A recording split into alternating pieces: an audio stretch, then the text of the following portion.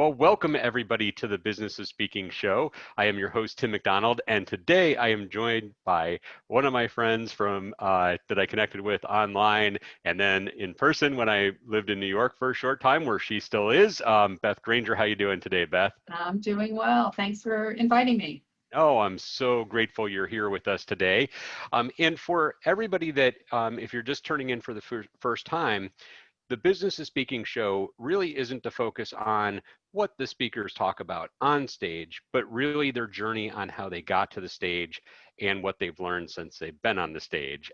So that if you're thinking about getting involved in speaking, are just starting in speaking, or as 2020 has taught us, no matter where you are on the path of a speaker, you never know what to plan for or expect with what happened this year. So it's really, really for anybody that's interested in speaking.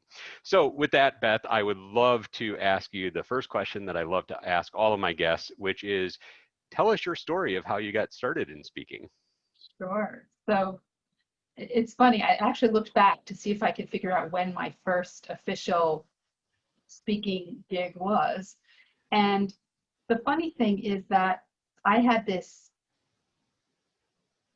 head trash, as some people would call it. So I started doing some teaching. And then the first time somebody said, "Hey, can you come do a talk for us, do a speech for us?" I said, "Oh, I'm not a speaker." So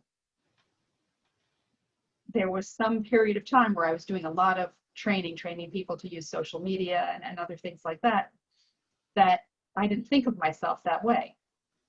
And then I started doing things, I don't know if it was even consciously, where I would moderate a panel or I'd be on a panel, or um, the what I thought was training turned out to be more like a speech for an organization. And then that's when I consciously said, wow, I want to do more of this for many reasons, both that it helps bring me clients, that it can be something I can get paid for as well. And I really enjoyed it, which is funny because somewhere in my head, I still think I'm shy. And maybe a lot of speakers are shy actually, but maybe I'm not. So I would say the first time that I did something that I thought of as speaking as opposed to training could have been 10 years ago. It was a conference and I was on a panel and I loved it. So it just sort of happened. Yeah, it's kind of interesting. I, you haven't broken the streak yet. Not one person has said I want to grow up being a speaker so far. I'm not gonna jinx it because I'm sure there is that one person out there that probably has. But I'm kind of curious. Did anything change in your thought process of when you were just doing like what you described as like these trainings and educational sessions versus when you thought of it as being a speaker? I suppose I thought more about the business side of it.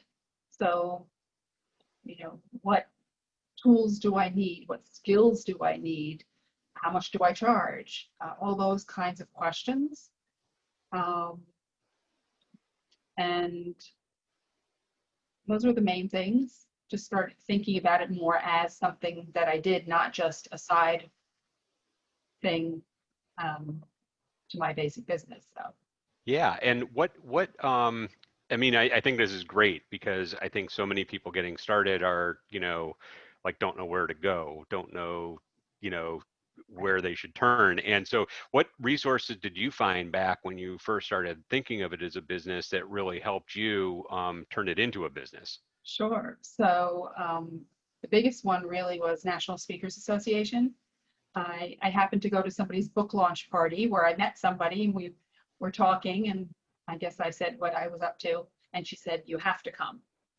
And so I came as a guest and learned more in that one session that I could possibly implement, and loved the people and the energy in the room, and I've been a member ever since. So, So and that NSA has definitely been a big resource for you. absolutely, absolutely. And then of course there are a lot of people. I didn't do this recently, but way before I ever thought of doing this, before I had my own business, I worked at a company and they had a Toastmasters chapter at the company. And I did go, and I didn't progress very far in the speeches because I wasn't comfortable with it, but I was doing talks or trainings or things within the organization that I wanted to be more comfortable with. So, when you look back, there are times that you've done things, it could be giving a toast, it could be giving a eulogy, it could be anything where you're speaking in front of a room. No, I think that's a great point, and something that I've been thinking a lot about lately is this whole aspect of, in business and in life, how many times we actually have to talk, but we don't think of it as giving a talk. It's just something that we do. And Exactly. and so I'd like to just kind of focus on the business side of, in those early days. Do you remember what was like some of the biggest takeaways for you that you didn't really think about when it came to speaking and turning it into a business, or anything that really just you found great value in that you were able to implement and see a big impact from? Well, there are little things. It's even a matter of telling people that you do it. So if they don't know that it's part of what you do, how can they hire you? So adding it to my various social media profiles, talking about the times that I did do it so that other people would invite me to speak for their organization. In some cases, I'm a little like the shoemaker's kids. There are things that maybe I should have done but didn't. But yeah, and the tools of the trade. So for instance, do I have a feedback mechanism after I give a talk?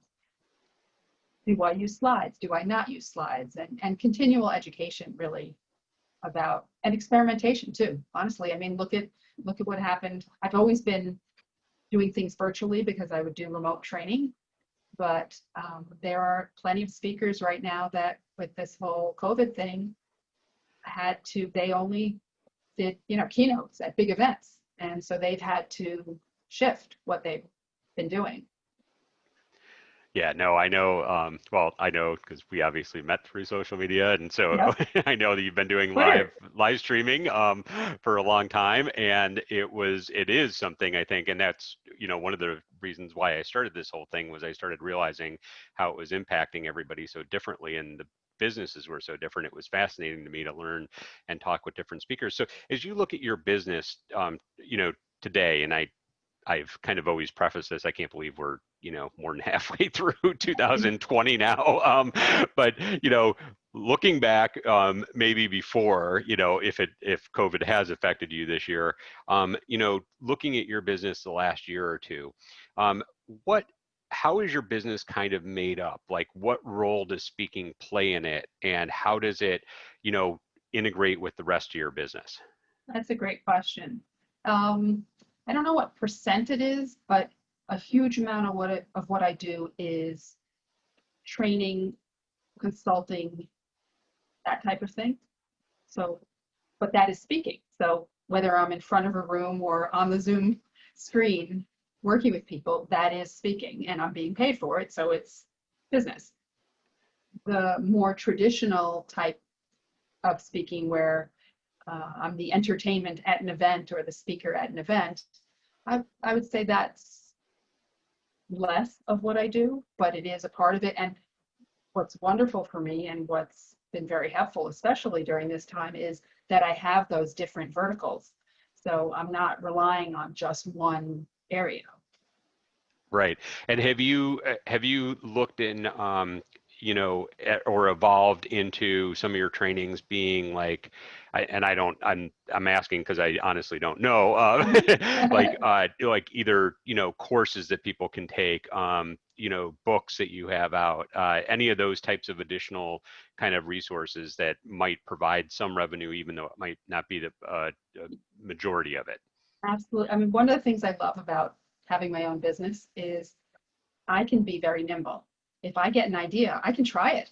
I can experiment. So last fall, I had a number of people that wanted to work with me one-to-one, but couldn't make the investment. So I said, okay, I'll do a group. And, a big company would take them 2 years to put a group together. So now I do groups. I'm also building, it hasn't been launched yet. I'll let you know when it is, but I'm building a membership program. And I'm really excited about that.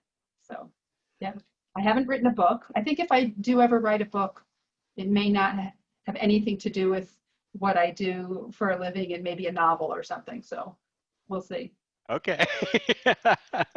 So you bring up an interesting thing about being nimble and being able to test things and try things. And I know from, basically, you know, working for myself for so many years, like it's, one of these things sometimes where even if it might not cost us a major investment, it still costs us a lot of our time, which is an investment. Yes. How do you know when you have an idea, because I know we all have plenty of ideas, which ones you are going to move forward with and which ones you're not? And that is a great question. If I had the answer for that, it would be a wonderful thing. I actually recently participated in a brainstorming session. Somebody that I know, an amazing sales trainer named Jeff Goldberg, did um, a brainstorming session with our networking group to help people come up with a list of things they could do to make money now in these changed times. And the thing was, I had this list, and some things already were on my list, right? Things I could possibly do. How do you decide which ones to do? I don't have an answer for that. Um, Sometimes, for instance, I go live on LinkedIn. I've been doing that for about a year, and it takes a lot of time, but I love it. Somebody said to me recently, you could turn that into a podcast because you could take the audio recording and it could become a podcast. And I said, yes, I could, but I don't want to because I'm aware of that being a whole separate um, focus that I would need to do. I'd need to edit it. I'd need to promote it. So I'm not doing that. If something is quick to do and is only my time, I'm more likely to try it or experiment with it than something that, you know, would take months and lots of money. No, it's great, and I don't think there is a magic answer for any of us out I there, wish but I had one. it's refreshing to hear that.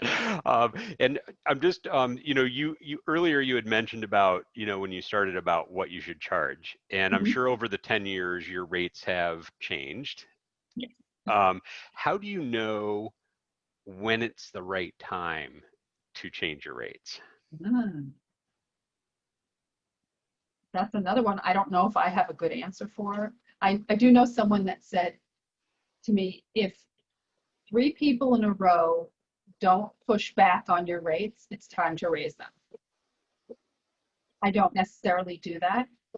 Uh, Pricing is definitely not my area of expertise. So, when it comes to traditional speaking, even though we're not supposed to talk about it within, for instance, NSA, there are sort of ranges, right? You just know the ranges that people uh, charge for things. So another experiment, I guess. And do you ever doubt yourself when you're going through that, or are there any thoughts going through your head about, man, I know I should probably do this, but I just, for me at least, sometimes it's that rejection. You don't want to be rejected, you know? Yeah. I've definitely gotten that when I first started my business, so 10 years ago, I couldn't say an amount of money that I couldn't personally afford to pay, which made no sense. But it was just one of those things. I did get over that, and it's important to do that. But I think we all second guess ourselves and probably ask for too little. I'm sure I could ask for more. Maybe next time I will. You hear that, future clients? Yeah. So get in now. Right. So, as you've looked at, really, you know, what you've done, and I know you do a lot on LinkedIn, you know, how has, you know, your marketing process worked to help get you more business? I know, obviously probably those LinkedIn videos help with that, but what other ways are you really finding, are really working for you to kind of generate that referral machine for you? So I do a lot of networking. And in fact, before I started my business, I didn't even really know what it was. And I was invited, thinking I was looking for a new job, invited to a networking group, and they knew I was starting a business before I did. So strategic networking and referral relationships and collaboration. Yeah, and of course, social media, all the different types of marketing things. And networking, I think, is so important. And I mean, that's how you and I obviously met. Yeah. So I'm just kind of curious, when you were invited there, right? And obviously that seemed to work out for you. How did you then decide what other types of networking groups, how did you find them? How did you kind of, understand where you should be, spending your time? Because obviously networking is another investment that we make in with our time. Absolutely. I think in the beginning, because I thought I was looking for a job, not starting a business, I went to a lot of things, just anything I found, I would go to. And I was very lucky that I went to that one that I went to early on, because I just could see the difference between that and some of the other places I had been. So, and I'll still experiment, I'll come as a guest to other people's networking groups. I'll speak to networking groups, things like that. And you just know, I think, whether it's something about the people or the conversation. And yeah. So there's no magic formula for it. It's just trial and error and seeing which ones resonate with you and which ones don't. Yeah. And I mean, if you've gone into a room, an official networking event, and there are people shoving their card in your face and expecting you to give them a referral and you don't even know them yet, that's not the kind of place you probably want to spend your time. Right. Well, as we kind of get towards the end, I always like asking this question. Knowing what you know now, if you were to go back and give yourself one piece of advice when you first started, what would it be? One piece of advice. Just do it. I think I hesitated along the way and didn't do some things that I knew would help my speaking business, and just do it. I think that's great. We could have probably just done the mic drop right there. Just do it. So no, thank you so much for spending time with us today, Beth. And how can people find you? How can they get in touch with you? So of course on LinkedIn, linkedin.com/in/Beth Granger. And I have a website, but honestly, I don't really use it. So feel free to email me. You'll find me on LinkedIn. Well, sounds good. Well, thank you so much for being our guest today, and thank you for watching. And if you have not seen any of our episodes before, we sign off of YouTube, but my guest agrees to stay on with me, which Beth has graciously agreed to. And I'm going to ask her one additional question. This content is only going to be available not through our YouTube channel, but for our email subscribers. So if you head over to speaking.business and just sign up for our weekly email list, there's no cost to do that. You will be getting exclusive content that Beth is going to share with us right now. So thank you so much for joining us.